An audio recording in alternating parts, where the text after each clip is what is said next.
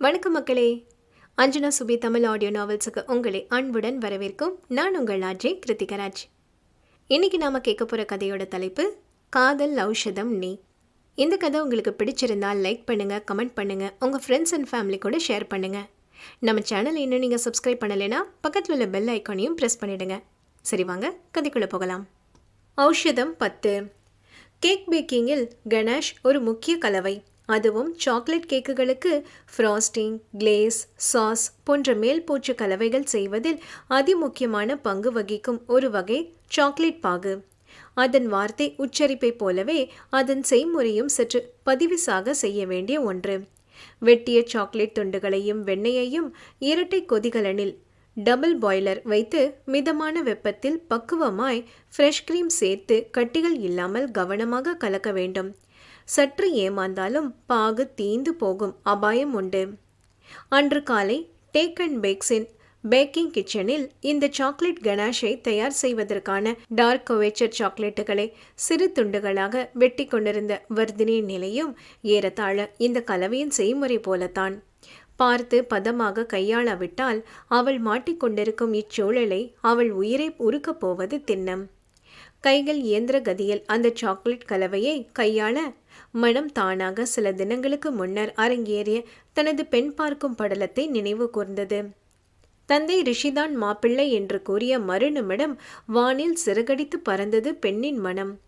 எப்போதும் தன்னவனை நினைவுபடுத்தும் இளையராஜாவின் இதயம் ஒரு கோவில் பாடலின் ஆத்மராகம் ஒன்றில்தான் ஆடும் உயிர்கள் என்றுமே. உயிரின் ஜீவ நாடியே நாதம் தாளமானதே.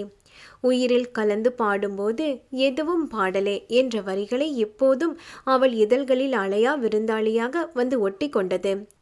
தன் ராகம், தாளம், நாதம் என அனைத்துமான அவனை எண்ணி உள்ளம் பூரித்தவள் தன் உவகையை உடனே தன் ஆருயிர் நண்பனான கிருஷாந்திடம் பகிர்ந்து கொண்டாள். அந்த வாரம் முழுவதும் கருவண்டாய் அலைப்பாய்ந்த கயல்களும் முல்லை சரத்தை தொடுத்து வைத்த வரிசை பல் சிரிப்புமாக வலம் வந்தவள் தன்னவனின் தரிசனத்துக்காக காத்து கிடந்தாள். ஆனால் அவர்களது மற்ற கிளைகளை மேற்பார்வை செய்வதில் பரபரப்பாக சுற்றி கொண்டிருந்த அவன் அடுத்த 3 நாட்கள் அவள் கண்களில் படவே இல்லை. அவனது கைபேசி எண் அவளிடம் இருந்தாலும் அழைத்து பேச பெண் அவளை ஏதோ ஒரு தயக்கம் ஆட்கொண்டது. அதில் ஒரு சிறு எரிச்சலுமாய் லேசான சலிப்பு ஏற்படவும், கண்ணாமூச்சி ஆடுற கண்ணாமூச்சி, வா, கல்யாணத்துக்கு அப்புறம் உன்னை வச்சு நான் ஃபுட்பால் விளையாடுறேன் என மனதில் அவனை எண்ணி கருவி கொண்டாள். இப்படியே வார இறுதி வரவும் ஒருவித பரவசத்துடன் ஊருக்கு கிளம்பி சென்றாள் ஹம்சவர்தினி. அந்த நாளுக்கே உரிய எதிர்பார்ப்புடன் விடிந்தது பொழுது. அன்று காலையில் கூட தன்னவன் இப்போதாவது தன்னை அழைத்து பேசுவானா என்ற எதிர்பார்ப்புடன் 10 முறை கைபேசியை பார்த்தவளுக்கு ஏமாற்றம் மட்டும்தான் மிஞ்சியது. அன்று மாலை எந்தவித ஆடம்பரமும் இல்லாமல் 2 குடும்பத்துக்கும் பொதுவான ஒரு உறவினர் மற்றும் தாய் தங்கை சகிதம் தன் இனியவனை பெண் பார்க்க வந்தான் ரிஷி. அல்லது விஜயலட்சுமி அம்மாவின் வளர்ப்பு மகன் ரிஷிநந்தன் என்று சொல்ல வேண்டுமோ? இது அறியாது தன் அறையில் புறப்பட்டு கொண்டிருந்த ஹம்சவர்தினி, இவனை வச்சுக்கிட்டு எப்படிதான் நான் காலம் தள்ள போறேனோ ஆண்டவா என சடைத்து கொண்டே அவனுக்காக பார்த்து பார்த்து அலங்கரித்து கொண்டிருந்தாள். சிவப்பும் தங்க ஜரிகையும் இழையோடிய சன்ன கரை வைத்த அழகிய மாம்பழ நிற பட்டு புடவைக்கு அதே சிவப்பு பட்டு ரவிக்கை அணிந்து அளவான ஒப்பனையுடன் தயாரானாள் மங்கை. கழுத்திலும் காதிலும் மெல்லிய தங்க நகைகள் குடிக்கொள்ள, கைகளில் பட்டு நூல் வேலைப்பாடு செய்த வளையல்கள் அணிவகுக்க, தலையில் அன்னை தந்த ஜாதி மல்லி பூச்சரத்தை சூடி கொண்டிருந்தவள் வெளியே கேட்ட கார் சத்தத்தில் ஓடி சென்று தன் அறை ஜன்னல் வழியாக எட்டி பார்த்தாள். தன் வீட்டு முகப்பில் வந்து நின்ற வெண்ணிற மினி கூப்பரில் இருந்து இறங்கினான் அவன். வீட்டு வாசலில் நின்று தன்னை வரவேற்ற வர்தினியின் பெற்றோரிடம் இன்முகமாக தலையசைத்து பேசிக் கொண்டிருந்தான் ரிஷி. அப்போது அந்த காரின் பின்பக்க இருக்கையின் கதவுகள் திறக்கப்பட்டு வெளிப்பட்டார் விஜயலட்சுமி. அவரை கண்டு நொடியில் ஹம்சவர்தினியின் மனதில் அலை ஒன்று பொங்கி பிரவாகம் எடுத்தது. கிருஷாந்தின் அருகில் இவரை புகைப்படமாய் பார்த்த நினைவில் பாவையின் முகம் சுருங்கியது. எப்போதோ தன் மடியில் தலை சாய்ந்து, எங்க அம்மா என்கிட்டயே எனக்கு நந்தா பிள்ளைய பிறந்திருக்கலாம்னு சொல்லிட்டாங்கடா, அப்போ நான் அவங்களுக்கு வேண்டாம்னு தானே அர்த்தம் என்று அழுது கரைந்த கிருஷின் ஞாபகம் மழையா விருந்தாளியாக அவள் மனதில் வந்து ஒட்டிக்கொள்ள ஹம்சவர்தினிக்கு கண்கள் இருட்டி கொண்டு வருவது போல இருந்தது. அப்படியென்றால் கிருஷின் நந்தன் தான் இவளின் ரிஷிநந்தனா என்ற மனம் இந்த பெயர் ஒற்றுமையை கவனிக்க தவறியவளின் முட்டாள்தனத்தை எண்ணி கைகொட்டி சிரித்தது. ஊர் உலகத்துக்கு ரிஷியாக அடையாளம் காணப்படுபவன் வீட்டினருக்கும் அவனது செல்ல விஜிமாவுக்கும் எப்போதும் நந்தன்தான். இது தெரியாமல் ஏமாந்து போனவளுக்கு நெஞ்சு அடைக்கும் உணர்வில் கால்கள் தள்ளாடியது. அப்போது அறைக்குள் வந்த அவளின் அன்னை, ரெடியாகிட்டியாடா கண்ணம்மா? மாப்பிள்ளை சித்திக்கும் மாப்பிள்ளையோட அப்பா 2ஆம் தாரமா, அதுவும் முதல் கல்யாணத்துல இருந்து ஒரு பையன் வேற இருக்கானா. உங்க அப்பா சொன்னார், எனக்கு ஏனோ லேசா உறுத்தலாவே இருக்குடா என தன் போக்கில் பேசிய அன்னையின் கூற்றில் அவள் யூகம் ஊர்ஜிதமானது. நாசி விடைக்க உதடு தொடிக்க, தன்னவனுக்கு கிருஷாந்துக்கும் தனக்கும் இடையிலான நட்பு தெரியுமா? அது தெரிந்தும் தன் காதலை ஏற்று பெண் கேட்டு வந்திருக்கிறானா? அவளை பெண் கேட்க வந்தானா அல்லது அவள் நட்பை விலை பேச வந்தானா? அது அந்த ரிஷிநந்தனுக்கே வெளிச்சம். இப்படி பலவித எண்ணங்கள் மனதை அலைக்கழிக்க சட்டென அன்று மருத்துவமனையில் கிருஷாந்த் தன் அன்னையை கண்டதாக கூறியதும் இவள் ரிஷியை பார்த்ததும் நினைவில் ஆடியது. அப்படியென்றால் ரிஷி அன்று தன்னை கிருஷியுடன் பார்த்திருப்பானோ என்ற ஐயம் தோன்ற வர்தினிக்கு பைத்தியம் பிடிப்பது போல இருந்தது. தனக்கும் கிருஷுக்குமான பிணைப்பு பற்றி ரிஷிக்கு தெரிந்திருக்குமோ? இந்த திருமணம் நடந்தால் கிருஷுடனான உறவை முறித்து கொள்ள சொல்வானோ? முடியாதென்றால் தன்னை நிராகரிப்பானோ என பலவாறாக சிந்தனை குதிரைகள் தரிகட்டு ஓட அப்படியே பேயறைந்தது போல நின்று விட்டாள் பெண். அப்போது தன் எண்ண ஓட்டத்தின் சுழலில் சிக்கி தவித்தவளை நிகழ்காலம் வர செய்தது, ராஞ்சி பாப்பாவை கூப்பிட்டு வா என்ற தந்தையின் குரல். அடுத்த நொடி குனிந்த தலை நிமிராமல் பதுமை என கால் கொலுசொலிகள் அவள் நடைக்கு ஜதி சேர்க்க நடந்து வந்தவளின் முகம் வெள்ளை காகிதமாக வெளுத்திருந்தது. விஜயலட்சுமி கேட்ட கேள்விக்கு எல்லாம் பட்டும் படாமல் பதில் சொன்னவள் தன்னையே பார்வையால் வட்டமடித்த நாயகனை குற்றம் சுமத்தும் பார்வை பார்த்தாள். அவள் பார்வையில் இருந்த வேறுபாட்டை உணராது அவள் அழகில் மெய்மறந்து சொக்கினான் காதலன். பெரியவர்கள் அவர்களுக்கு தனியாக பேச அவகாசம் தரவும் தனது வீட்டின் மொட்டை மாடிக்கு அவனை அழைத்து சென்றாள் ஹம்சவர்தினி. தன் முகம் காண மறுத்து நிலம் நோக்கி பார்வையை தடைத்திருக்கும் பாவையை, ஓய் ஜின்கேக், இங்கு பாருடி என விழித்தான் மன்னவன். அந்த அழைப்புக்கு செவி மடுத்து மெல்ல அவன் முகம் காண நிமிர்ந்தவளின் பேராழி கயல்களில் கண்ட கோபம், கலக்கம், வருத்தம் என எல்லாம் கலந்த பாவத்தில், ஹே என்னாச்சு என பதறினான் ஆண்மகன். உதடு துடிக்க, உங்களுக்கு நானும் கிருஷாந்தும் சின்ன வயசுல இருந்து ரொம்ப க்ளோஸ் ஃப்ரெண்ட்ஸ்னு தெரியுமா என தடாலடியாக கேட்டவளின் கேள்வியில் விக்கித்து நின்றான் ரிஷி. சொல்லுங்க, தெரியுமா தெரியாதா என சற்று அழுத்தி கேட்கவும், தெரியும். அவன் உனக்கு எவ்வளவு முக்கியம்னு தெரியும். உனக்காக அவன் எதை சொன்னாலும் செய்யுவாங்கிறதும் தெரியும் என ஒரு ஆழ்ந்த மூச்செடுத்து கூறியவனின் கைகள் உணர்ச்சியை அடக்கும் நோக்கில் தன் கால் சராயின் பையினுள் தஞ்சம் புகுந்தது. அப்போ அவனை பழிவாங்கதான் ஏன் லவ்வுக்கு ஓகே சொன்னீங்களா? இதுக்கு மேல என் லவ்வை யாராலையும் அசிங்கப்படுத்தவே முடியாது என கன்னத்தில் உருண்டோடிய கண்ணீரை கூட துடைக்காமல் மூச்சு வாங்க பேசினாள். அதை கேட்டுக்கொண்டிருந்த ரிஷிக்கு கொஞ்சம் கொஞ்சமாக சினம் தலைக்கு ஏறியது. தன்னை பற்றி இவ்வளவு உயர்ந்த அபிப்பிராயம் கொண்டிருக்கும் பெண்ணிடம் தன்னிலை விளக்கம் தரக்கூட அவனுக்கு பிடிக்கவில்லை.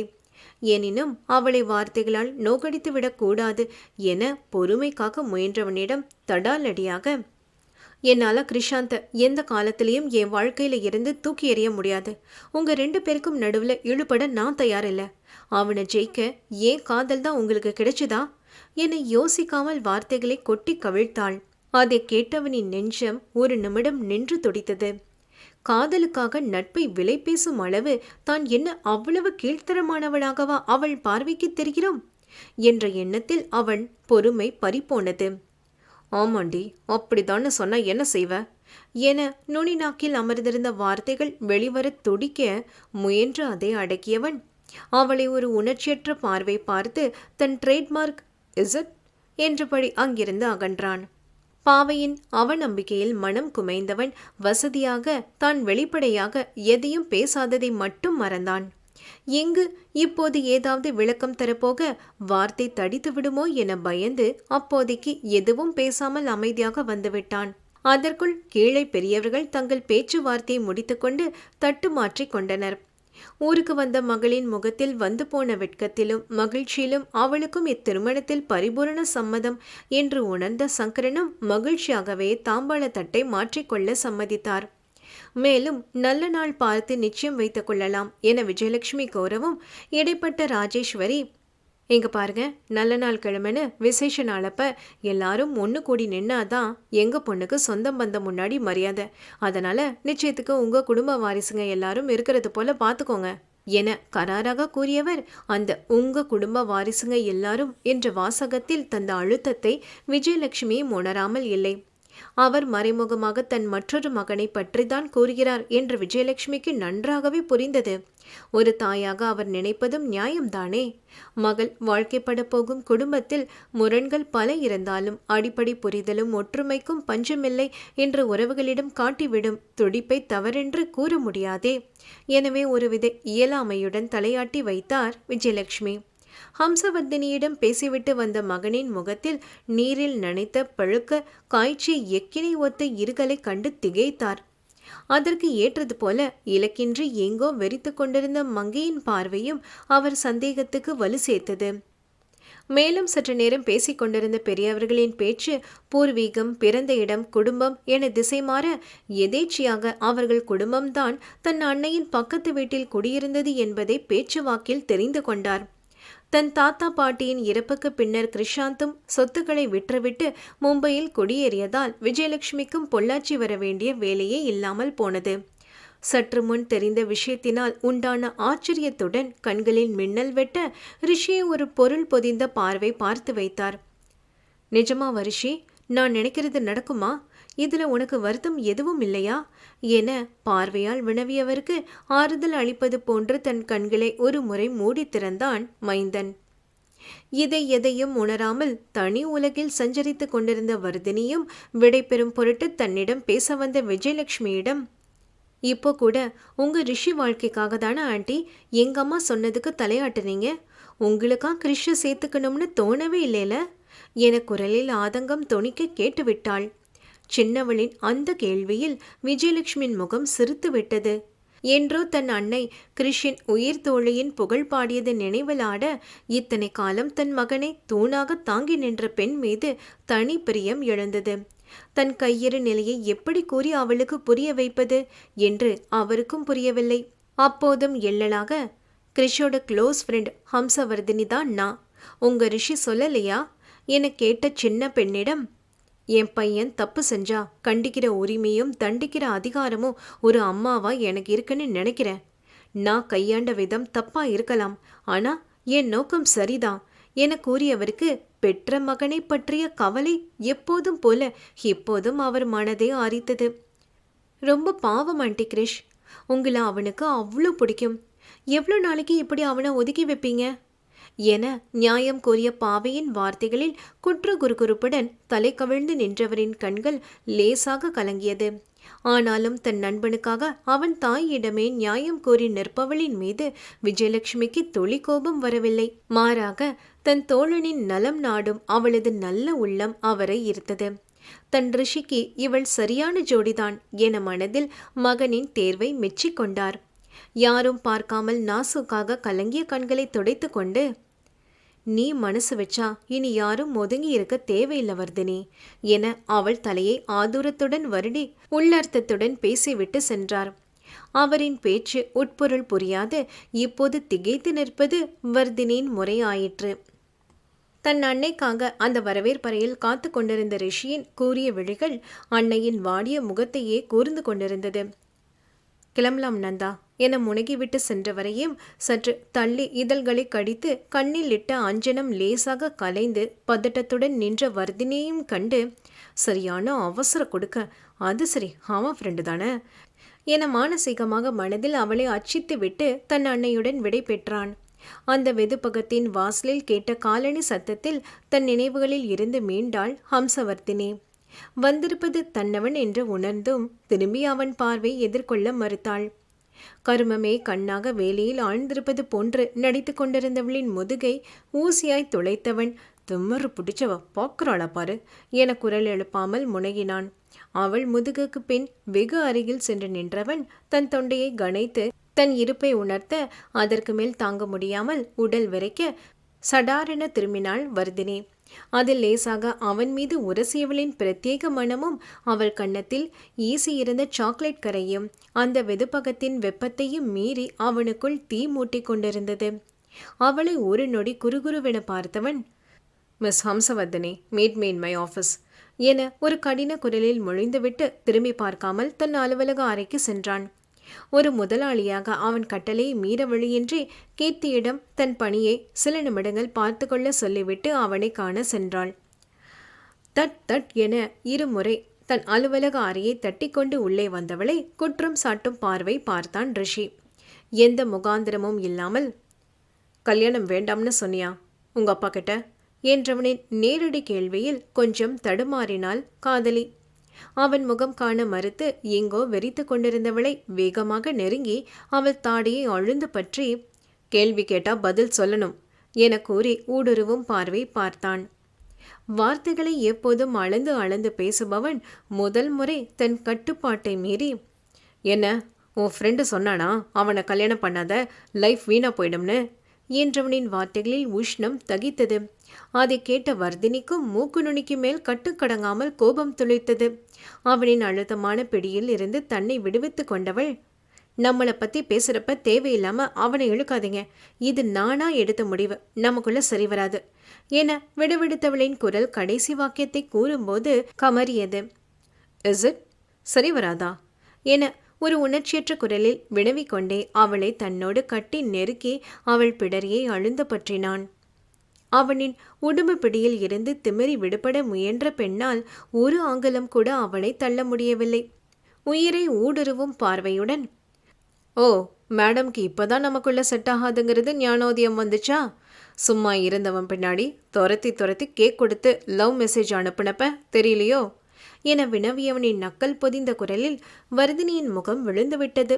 அது சரி, அடுத்தவங்க எமோஷன்ஸுக்கு மதிப்பு தர தெரியாதவனோட ஃப்ரெண்டு தானே நீ, உன்கிட்ட வேற என்னத்தை எதிர்பார்க்க என ஒரு விரக்தி குரலில் இயம்பி, ச போய் தொலடி எங்கேயாவது, என் கண்ணு முன்னாடி வராத என அவளை முரட்டுத்தனமாக தள்ளிவிட்டான். அவன் தள்ளிய வேகத்தில் நிலை தடுமாறி கீழே விழப்போனவள் கடைசி நிமிடத்தில் தன்னை சமாளித்து கொண்டு எழுந்து நின்று, ரிஷி எனஃப் என்று கத்தினாள். தெரியாம தான் கேட்குறேன், என் ஃப்ரெண்டை பற்றி பேச உங்களுக்கு என்ன தகுதி இருக்கு? அவன் என்ன உங்களை மாதிரி பழிவாங்க அடுத்தவங்க உணர்வுகளோட விளையாண்டானா என கொம்பு சீவிய காளையாக செலுத்து கொண்டு சண்டைக்கு நின்றாள் பாவை. இப்போது தன் முழு உயரத்துக்கு நிமிர்ந்து நின்றவன், ஆமா என தன் மார்புக்கு குறுக்காக கையை கட்டி கொண்டு உரைத்தான். ரிஷி, அபாண்டமா ஏதோ அவனை தப்பு சொல்லணுமேனு சொல்லாதீங்க. சொல்லப்போனா இப்படி ஒத்தையில யாரும் இல்லாம அவன் நிக்க காரணமே நீங்க தான் என உச்சஸ்தாதியில் ஒலித்த பெண்ணின் முகம் செந்தனலை பூசிக்கொண்டது. அந்த குற்ற உணர்ச்சி உள்ளுக்குள்ள என்னை கொலையா கொண்டுட்டு இருக்கிறதால தான் அவன் பண்ண வேலைக்கு இவ்வளோ நாள் அமைதியா இருக்கேன் என அவளுக்கு சற்றும் குறையாத கோப குரலில் வார்த்தைகளை கடித்து துப்பினான். ரிஷி என்றவளை முறைத்து, சும்மா கத்தாதடி, அன்னைக்கு என்னை பற்றி எல்லாம் தெரியும்னு சொன்னேல, என் கல்யாணம் எப்படி நின்றுச்சுன்னு தெரியுமா, யார் காரணம்னு தெரியுமா, அதனால் நான் அனுபவிச்ச அவமானம் என்னன்னு தெரியுமா என அடுக்கிக் கொண்டே போனவன் ஒரு வெற்று குரலில் தன் முதல் காதலின் அத்தியாயங்களை அவளுக்கு புரட்டி காட்ட ஆயத்தமானான். ஒரு 2 வருடங்களுக்கு முன்னர் தன் நிறுவனத்தின் விளம்பர படத்தில் நடிக்கும் பொருட்டு ரிஷிக்கு அறிமுகமானாள் அவள். மிஸ் தென்னிந்தியாவாக முடிசூடிய நயனிகா திவாகர். அவளுடையது கண்டதும் வந்த காதல் அல்ல, பார்த்து பேசி பழகி அந்த பழக்கம் பிடித்தமாக மாறி காதலாக அடையாளம் காணப்பட்ட நேரம். தென்னிந்தியாவின் மாடலிங் துறையில் கொடிகட்டி பறந்த நயனிகா சினிமாவில் கால் தடம் பதிக்க முயன்று கொண்டிருந்தாள். பட வாய்ப்புகள் அவ்வளவாக கிடைக்காததால் ரிஷி திருமணத்துக்கு கேட்கவும் சம்மதம் தெரிவித்திருந்தாள். அவர்கள் திருமணம் நிச்சயமான சமயம் பார்த்து ஒரு தெலுங்கு பட வாய்ப்பு நயனிகாவை தேடி வந்தது. அவள் ஆசை அறிந்து அந்த படத்தை நயனிகா நடித்து கொடுத்த பிறகு திருமணத்தை நடத்த பெரியவர்களிடம் பேசி சம்மதம் வாங்கியிருந்தான் ரிஷி. சரியாக அவர்கள் திருமணத்துக்கு 1 மாதம் இருந்தபோது நடந்தது அச்சம்பவம். நைனிகா யாருடனோ அதீத நெருக்கம் காட்டும் சில புகைப்படங்கள் விஜயலட்சுமிக்கு அனுப்பி வைக்கப்பட்டது. அதை கண்டு யோசனையான விஜயலட்சுமி தான் வளர்த்த மகனின் வாழ்க்கையை எண்ணி பயந்தார். சினிமா துறையில் இது போன்ற நம்பகமற்ற செய்திகள் வருவது சகஜமென அதை ஒதுக்க முயன்றாலும் விஜயலட்சுமிக்கு அப்புகைப்படங்கள் சற்று நெருடலை தந்தது. எனவே அதை பற்றி விசாரிக்க தகுந்த ஆள் ஒருவனை ஏற்பாடு செய்திருந்தார். விஜயலட்சுமி தன்னை பற்றி விசாரிப்பதை அறிந்த நயனிகா பயந்து போனாள். ரிஷி என்றும் அவள் சுதந்திரத்தில் தலையிட்டது இல்லை. ஆனால் விஜயலட்சுமியும் ரகுநந்தனும் அப்படி இருக்க மாட்டார்கள் என அவர்கள் செயல்களை கொண்டு அனுமானித்தாள். மேலும் அவள் தற்போது நடித்த படம் வெற்றி பெற்றதில் ஏகப்பட்ட பட வாய்ப்புகள் அவளுக்கு குவிந்தது. இப்போது திருமணம் செய்தால் பட வாய்ப்புகள் குறைந்து விடுமோ என அச்சம் கொண்டாள். அதை பட்டும் படாமல் கோடிட்டு காட்டினான் அப்படத்தில் அவளுடன் நடித்த கிரிஷ். கிரிஷின் வார்த்தைகள் விஜயலட்சுமியின் கெடுபிடி என அனைத்தும் மனதில் அலசி ஆராய்ந்தாள். நடக்கப் போகும் திருமணத்தால் தன் தொழில் வாழ்க்கை பாதிக்கப்பட சாத்தியக்கூறுகள் அதிகம் என்பதை நன்றாகவே கன்னி உள்ளம் உணர்ந்திருந்தது. எனவே அத்திருமணத்தை நிறுத்த தக்க தருணம் பார்த்து கொண்டிருந்தாள். மேலும் ரிஷியின் குடும்பத்தை பற்றி முன்னரே தெரிந்திருந்தாலும் ஒரு தெளிவுக்காக மீண்டும் தகவல் திரட்ட முனைந்தாள். அப்போது கிரிஷ் விஜயலட்சுமி மகன்தான் என அறிய நேர்ந்ததில் ஆச்சரியமானாள். மேலும் கிரிஷ் இத்துறையை தேர்ந்தெடுத்ததால் விஜயலட்சுமி அவனை ஒதுக்கியதாக கேள்வியுற்றவளுக்கு திக்கென்று இருந்தது. ஒருவேளை திருமணத்துக்கு பிறகு தான் தொடர்ந்து நடிப்பதற்கு பலமான எதிர்ப்பை அவன் குடும்பம் காட்ட வாய்ப்புகள் இருப்பதாக அவளுக்கு தோன்றியது. என்னதான் ரிஷி தன் கனவுகளுக்கு தடை போட மாட்டான் என்றாலும் விஜயலட்சுமி என்ற பெண் சக்தியை மீறிக்கொண்டு அவளுக்கு ஆதரவு தரமாட்டான் என நன்றாகவே அவளுக்கு புரிந்தது. எனவே துணிந்து தன் முடிவை நடைமுறைப்படுத்தினாள். சரியாக அவர்கள் திருமணத்துக்கு 10 நாட்கள் இருக்கும்போது ரிஷியின் வீட்டுக்குள், ரிஷி ரிஷி ஆண்டி, என்ன நினைச்சிட்டு இருக்கீங்க உங்க மனசுல என செவிப்பறை கிழியும் அளவு கத்திக்கொண்டே புயலாக நுழைந்தாள் நயனிகா. வாமா வா நயனிகா, என்ன ஆச்சு, ஏன் இப்படி கத்துற என தலையும் புரியாமல் காலும் புரியாமல் வினவினார் அவர். பதிலுக்கு போலியாக மூக்கை உறிஞ்சி, இன்னும் என்ன ஆகணும், இதுக்கு மேல என்ன நீங்க அசிங்கப்படுத்தவே முடியாது என நீலி கண்ணீர் வடித்தவள் தொடர்ந்து விஜயலட்சுமியிடம் வந்து, ஆமா நீங்க என்ன பத்தினியா, என்னை பத்தி சினிமா வட்டாரத்துல விசாரிச்சீங்களா, புள்ளைய தனியா விட்டுட்டு உங்களுக்குன்னு சுயநலமா ஒரு வாழ்க்கையை அமைச்சுக்கிட்டு நீங்க எல்லாம் ஏன் தகுதிய சந்தேகப்படலாமா என தேளாக கொட்டினாள். அவள் கேட்ட கேள்வியில் விஜயலட்சுமிக்கு தன் உயிரை மாய்த்து கொள்ள வேண்டும் போல இருந்தது. கண்களில் உவரி நீர் வழிய நின்று இருந்தவரின் உலகமே தட்டாமாலை சுற்றுவது போல இருந்தது. அப்போதுதான் ரகுநந்தனுடன் திருமண பத்திரிகை விநியோகிக்க சென்று இருந்த ரிஷி திரும்பி வந்தான். வீட்டு வாயிலில் நின்றவனின் செவி தீண்டிய நயனிகாவின் வார்த்தைகளில் அவன் முகம் ரௌத்திரம் அடைந்தது. நயனிகா, எனஃப் என கர்ஜித்தவனின் குரலில் இரு பெண்களும் சடார் என்று வாசல் பக்கம் தங்கள் பார்வையை பதித்தனர். இப்படிதான் பெரியவங்க கிட்ட வாய்க்கு வந்த மாதிரி பேசுவியா? நான் அவங்களுக்கு பிறக்காட்டியும் இன்னைக்கு வர அவங்கள என் அம்மாவா தான் நான் பார்க்கறேன். எவ்வளவு தைரியம் இருந்தா அவங்கள இப்படி ஒரு வார்த்தை கேட்ப என அக்னி பிழம்பாய் வெடித்து சிதறியவனையே உற்று நோக்கினாள் பெண். அவனது செவ்வரி ஓடிய கண்கள் கக்கிய அனலை கண்டு பயந்தாலும் முயன்று வருவித்து கொண்ட தைரியத்துடன், இங்க பாரு ரிஷி, இந்த அம்மா இப்பவே என்ன வேவ பார்க்குறாங்க. என் ஃபீல்டில் ரூமர் சகஜம்தான், அதை அக்செப்ட் பண்ணிக்க முடியாத ஒரு குடும்பம் எனக்கு வேண்டாம் என சப்ஷ்டமாக கூறியவள் மேலும் வராத கண்ணீரை துடைத்து கொண்டு, என்ன கல்யாணம் பண்ணிக்க போறவனுக்கு நான் தான் முக்கியமா இருக்கணும், இப்படி அம்மா முந்தனைய பிடிச்சுக்கிட்டு சுத்துற ஆளு எனக்கு வேண்டாம் என அழுத்தம் திருத்தமாக கூறிவிட்டு சென்றாள். அப்படி சென்றவள் வாசலை தாண்டும் போது மீண்டும் அவனை பார்த்து, கிரிஷ் அப்பவே சொன்னான், அவனோ அந்த குடும்பமோ உனக்கு செட் ஆகாது, அவனை கல்யாணம் பண்ணா உன் ஃப்ரீடமே போயிடும்னு. நான் தான் கேட்காம போயிட்டேன். Let's call off the wedding என உரக்கி பேசிவிட்டு திரும்பி பார்க்காமல் நடந்தாள். அப்போது பிரச்சனையை முழுதாக பேசி தீர்க்கும் நோக்குடன் அவள் பின்னால் ஓடிய விஜயலட்சுமியும் ரகுநந்தனும், நைனிகா நில்லுமா என கூப்பிட நிற்காமல் தன் காரில் ஏறி போய் விட்டாள். விஷமுள்ளாக தன்னை குத்தி கிழித்துவிட்டு சென்றவள் உதித்த வார்த்தைகளில் அதிர்ந்த ரிஷி விஜயலட்சுமியிடம் விவரம் கேட்க தனக்கு வந்த புகைப்படம் பற்றி உரைத்தார். அதை அனுப்பியது யாரென அஜய் மூலம் விசாரித்தவனுக்கு அது கிருஷாந்தின் கைவண்ணம் என தெரிய வந்தது. அச்செய்தில் ஒருவித ஏமாற்றம் அவனை ஆட்கொண்டது. புகைப்படத்தை அனுப்பியது யார் என்று விசாரித்தவன் அந்த புகைப்படத்தின் நம்பகத்தன்மையையும் சற்று விசாரித்திருக்கலாமோ? ரிஷியின் திருமணத்தை நிறுத்த முக்கிய காரணம் கிருஷாந்த் என்று அறிந்த விஜயலட்சுமிக்கு ரகுவையும் ரிஷியையும் நிமிர்ந்து கூட பார்க்க முடியாத தர்ம சங்கடமான நிலை. அதற்கு காரணமான பெற்ற மகன் மீது அப்படி ஒரு கோபம் வந்தது. மேலும் ரிஷியின் திருமணம் நின்றது பற்றி நட்பும் சுற்றமும் கண் காது வைத்து பேச அது அவனுக்கு தொழில்துறையிலும் உறவுகளிடையேயும் பெரிய தலைக்குனிவை தந்தது. மேலும் மகனின் நின்ற திருமணம் ரகுவுக்கு மிகுந்த மன உளைச்சலை தந்தது. அதனால் உடல்நலம் பாதிக்கப்பட்டவர் மருத்துவமனையில் சிகிச்சைக்காக அனுமதிக்கப்பட்டார். இந்த விஷயங்கள் எல்லாம் கேள்விப்பட்டு விழுந்தடித்து கொண்டு ரகுவை காண வந்தான் கிருஷாந்த். ரிஷியின் வாழ்வை கேள்விக்குறியாக்கியவனின் செயலில் கொதித்து எழுந்த விஜயலட்சுமி அவனை பலார் என்று அறைந்து, என்னடா புள்ளையும் கிள்ளிவிட்டு தொட்டிலையும் ஆற்றியா, போடா வெளிய என அவன் பேச வந்ததை செவிமடுத்து கேட்காமல் திட்டி அனுப்பிவிட்டார். இவை அனைத்தையும் பொறுமையாக கேட்டவள் அழுத்தமாக, கிரிஷ் செஞ்சது தப்புதான், ஆனா அவன் அப்படி செய்ய ஏதாவது பலமான காரணம் இருக்கும் என மிக உறுதியான குரலில் இயம்பியவள் தன் நண்பன் மீது வைத்த நம்பிக்கை ரிஷியை கொஞ்சம் அசைத்து பார்த்தது. இஸ் இட் என அப்போதும் எகத்தாளமாக வினவியவனின் சட்டையின் காலரை பிடித்து உலக்கியவள், ஆனா நீங்க என்னை வச்சு அவனை கீழே கழுத்தறுக்க நினைச்சத நான் மன்னிக்கவே மாட்டேன் என்று உரைத்து அவன் மனதை முற்று முழுதாக முறித்து போட்டாள். அதை கேட்ட ரிஷியின் உதட்டில் ஒரு விரக்தி புன்னகை ஆரம்பியது. நட்பின் மகத்துவத்தை புரிந்து நம்பிக்கையுடன் பேசியவள் காதலின் உன்னதம் புரிந்து மரியாதை செய்வாளா, ஔஷதம் ஆவாள். கதையில் அடுத்து என்ன என்பதை அடுத்த அத்தியாயத்தில் பார்ப்போம்.